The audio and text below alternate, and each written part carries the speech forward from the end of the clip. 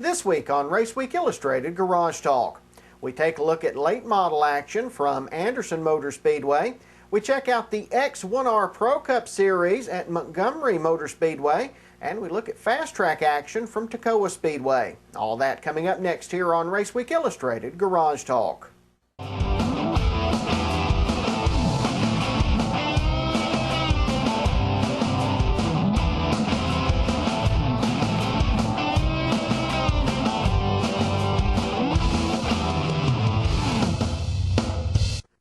Hi folks, welcome to Raceweek Illustrated Garage Talk. I'm Brandon Reed. Thanks so much for being with us. We've got a lot of action to bring to you this week, so let's get started with today's headlines.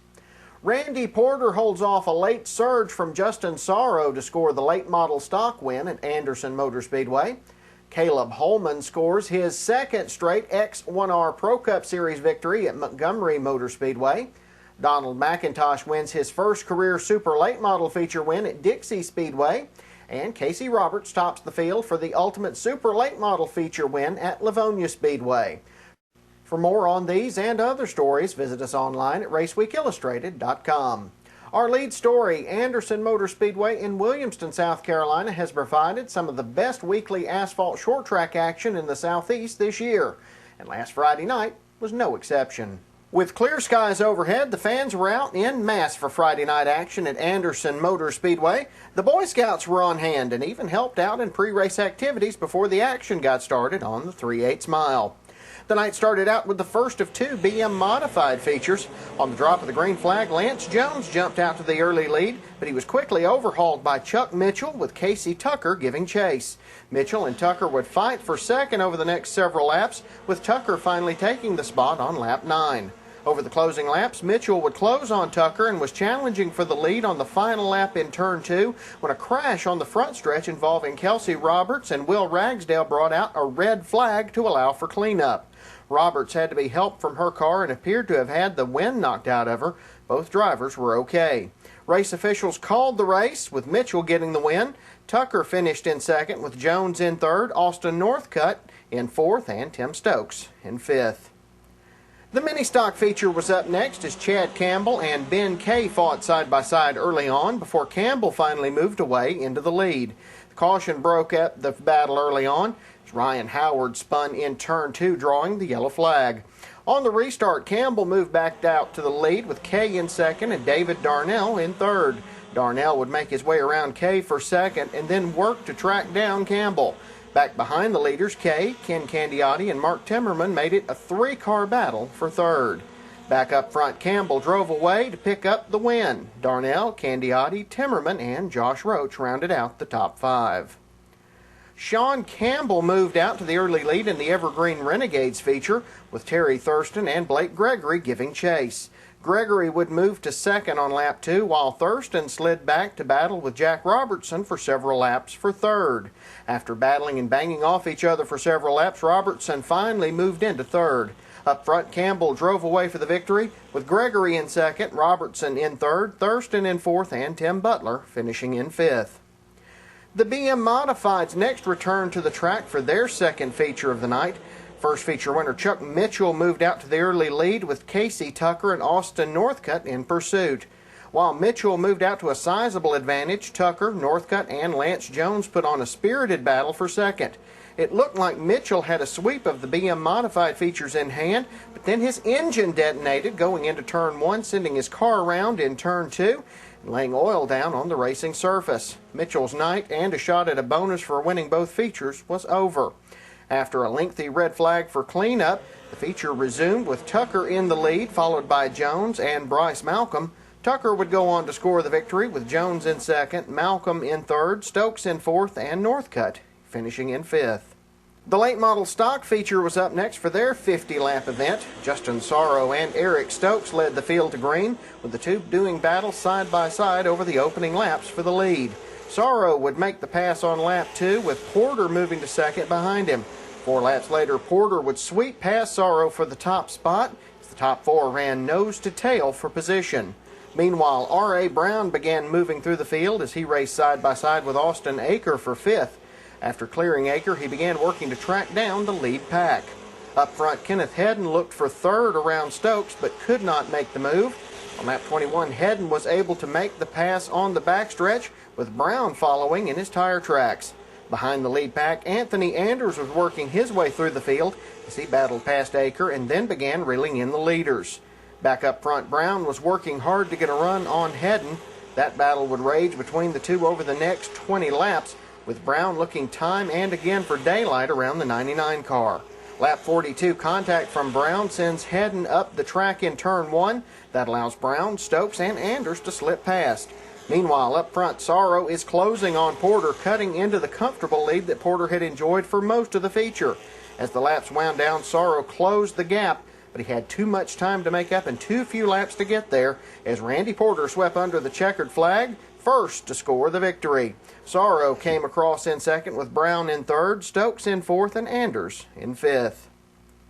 The front-wheel drive feature closed out the night. On the drop of the green flag, Joey Kelly and Brian King battled hard for the lead, with Kelly coming away with the top spot as B.J. Davis settled into third behind them.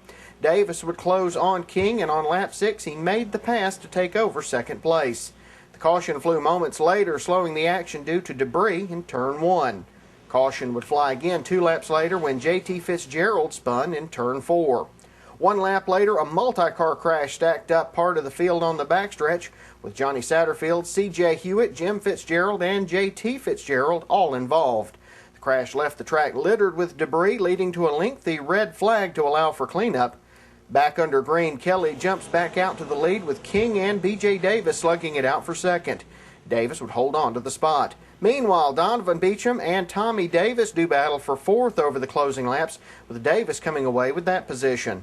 Back up front, B.J. Davis is closing on Kelly, putting pressure on the leader, but Kelly holds on and keeps Davis at bay to score the victory. B.J. Davis comes home in second, with King in third, Tommy Davis in fourth, and Beecham in fifth. Let's hear from the winners. Yeah, it was hooked up.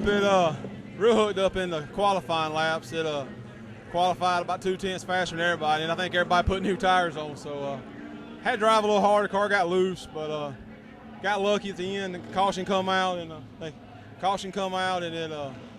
they called the race. I think he might have got me there at the end if I hadn't. But anyway, the second race, you know what they say, they always run the best before they blow up. So it grenaded. It was a good win. This one's a real special race for us. We lost my mom a year ago today, and this one's for her. And we've been fortunate enough to win a bunch of races out here, but I trade them all to win on this day. Well, congratulations, partner. Have a good night. Thank you. I appreciate it. Yeah, we had the car. My buddy Steve worked on the car all week long. It's a lot better than what it was last Friday. I was all over the track last Friday. But, yeah, it worked real good tonight, and we put it to it. We put it down. Just hoping that maybe next time we have some more cars out here and run with us tonight. They have a lot of fast cars wasn't here tonight, but we'll take them any one we can get, though. Congratulations. Thank you. I'd like to, first of all, thank my dad. If it wasn't for my dad, I would not be able to do this. And also my sponsors, Campbell's Tree Service, Ed Pyle's Auto Salvage, and Wright Automotive. It was all luck. If Tuck hadn't blown up, I would have never caught him. And car was good. It was just a little free off, but it wasn't too bad. But car was good. Thank Joe Fields. Thank L&L Machine Shop for the engine was good, and Joe and just everybody else who helped us on the car, the tires, everything else was great.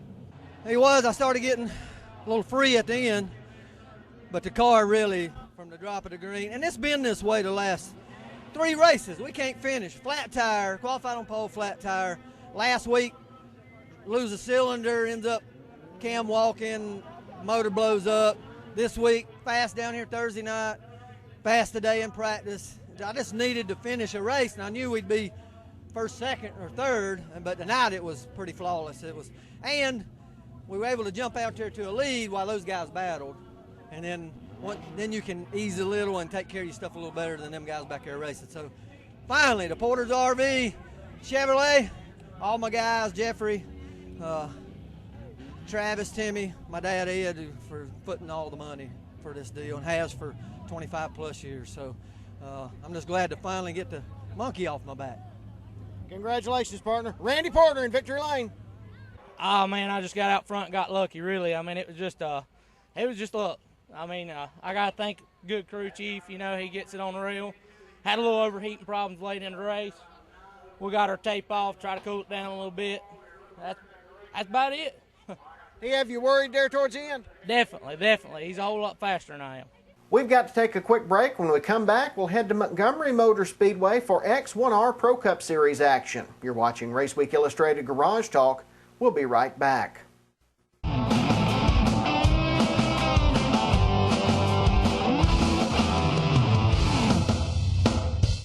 From the dirt roads of yesterday to the super speedways of today, you can see the history of auto racing at the Georgia Racing Hall of Fame in Dawsonville. See the beginnings of modern stock car racing, from the moonshiners to today's young guns. See the cars the legends drove. Take a walk through the Hall of Fame and visit the Elliott Family Room, where Dawsonville legend Bill Elliott's trophies are on display. All that's waiting for you at the Georgia Racing Hall of Fame, 7 days a week at 415 Highway 53 East in Dawsonville. Whether you're visiting the area or this is your home, for family fun, make your plans now. Head to Phonopolis Family Fun Center. Go-karts, bumper boats, bumper cars, water wars, mini golf, inflatables, spider zone and climbing wall, laser tag, mini bowling, a huge snack bar, and tons of great video games. The kids will have a blast, and so will you. Don't forget, with advanced reservations, Phonopolis has lots of group packages available, and they'll host your birthday parties too. Phonopolis Family Fun Center, Highway 441, Banks Crossing, Commerce. Are you temporarily short of cash and you need to keep the bills paid? Or maybe you just need a little extra until your tax refund comes in. I have the answer for you. Money Max Title Pawn. With a clear title to your car, you can be in and out of Money Max in a matter of minutes. And no credit check ever. Money Max Title Pawn, 2293 North Elm Street in Commerce. The Dawsonville Pool Room in Dawsonville, Georgia is known for two things: great food and racing. If you're hungry, it's the place to stop for a world-famous bully burger or some other good down-home cooking. Let Gordon GP and the crew take care of your breakfast, lunch, and dinner needs Sunday through Thursday 10 to 10 and 10 to 11 Friday and Saturday. Check out the huge displays in honor of Bill Elliott, Raymond Parks, and Georgia's other racing heroes. That's the Dawsonville Pool Room, East 1st Street in Dawsonville. We'll see you there.